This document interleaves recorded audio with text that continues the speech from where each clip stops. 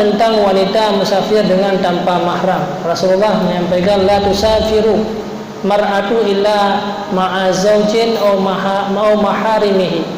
Tidak boleh kalian musafir, artinya melewati batasan daerah dengan tanpa suami atau dengan tanpa mahram, hukumnya haram.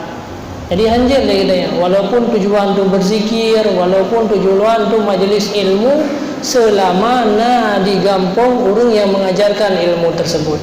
Kecuali kampung nak saya bernoleh ilmu wajibnya, perlu dia katanya untuk ja ulua, itu yang dibolehkan. Jadi orang ini hanjil musafir.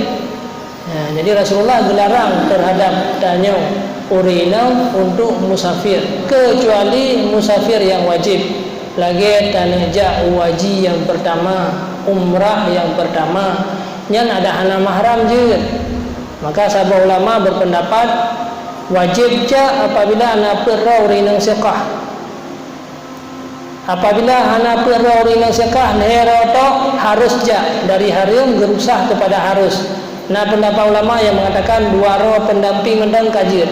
Nah, pendapat yang begah tirau kasa. Nah, yang pendapat ada hana pendamping pijit asai aman daripada fitnah. Nyan umrah wajib ataupun haji wajib. Adapun umrah sunat yang ja ayu lentanya orangnya karame-rame dengan tanpa mahram, apalagi orangnya hanya pegat surat mahram 200 ribu, itu hukumnya haram. Musafir katanya musafir dalam keadaan haram. Jadi belaan pula yang umrah mantang haram.